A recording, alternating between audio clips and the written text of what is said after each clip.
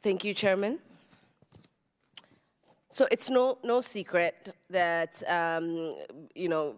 within line of what my colleague from New York said, Saudi Arabia and the Emirates are brutal regimes. They export brutality. They crush democratic movements abroad directly and indirectly. I also believe that they have been funders of terrorists. And we have heard reports that they're transferring U.S. weapons to al-Qaeda. I believe that our relationship with them in its current form is immoral, but it's not only immoral, it's counterproductive to our national security.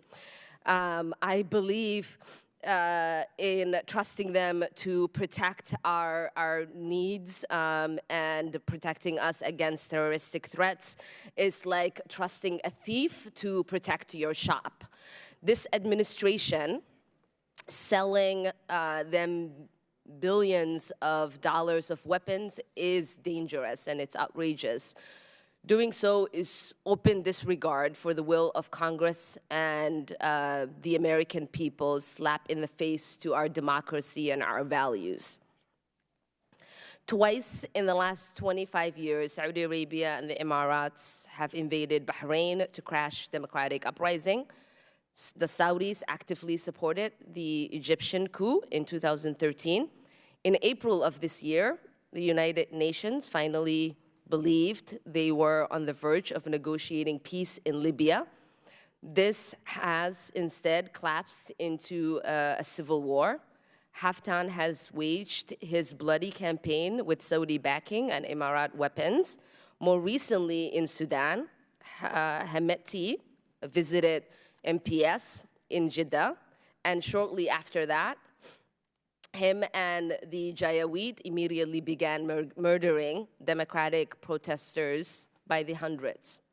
It's clear that state sees Saudi hand in the crackdown. Since David Hale called MPS's brother, Khalid bin Salam, to ask him to use Saudi influence to stop the killings. This is a disturbing pattern of destabilization and totalitarianism.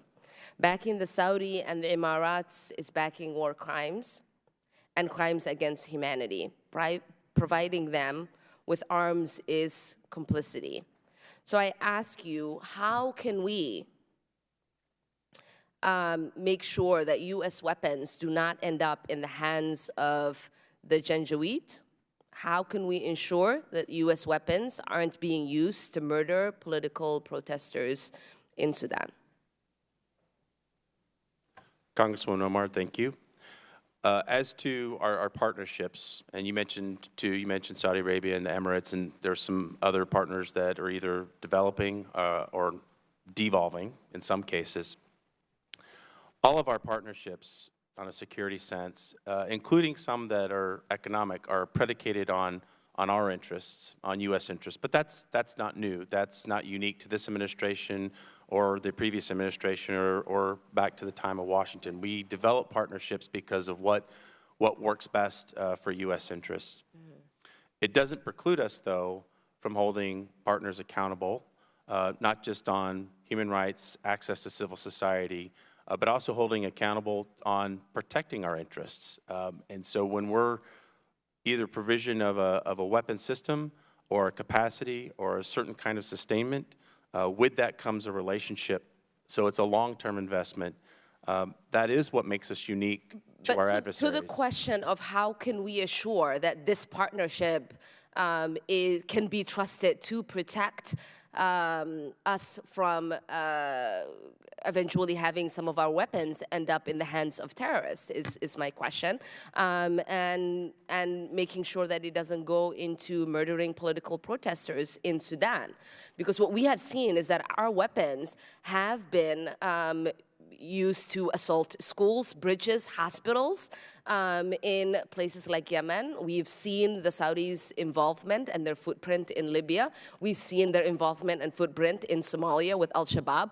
So what I'm asking you is, how can you assure the American people that we are not emboldening them to continue to reign their terror in destabilizing that region when we trust them to be a partner in stabilizing it? Yeah.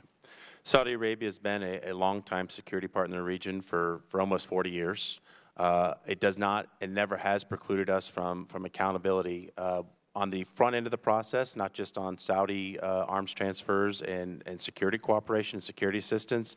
There is a non-proliferation aspect to it, and I think an interesting point you brought up is in our assessment and our consideration we do on the interagency is making sure that in a mill-to-mill sense, there isn't spillage, so to speak, into law enforcement, and that law enforcement entities are not in receipt of systems because mill to mill, those relationships are for sovereignty and security, not for the crackdown of civil society, not for the crackdown of their own people.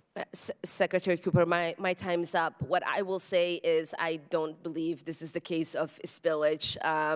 This is an active engagement. Report after report has shown that this is not an accident. This is a part of what the Saudis and the Emirates are engaged in, and I hope that we will reassess our relationship with them in trying to make sure that we are stabilizing that region and that we're continuing to engage in our war against terror. Representative Deutsch. Thank you, Mr. Chairman. This is Secretary Cooper. The administration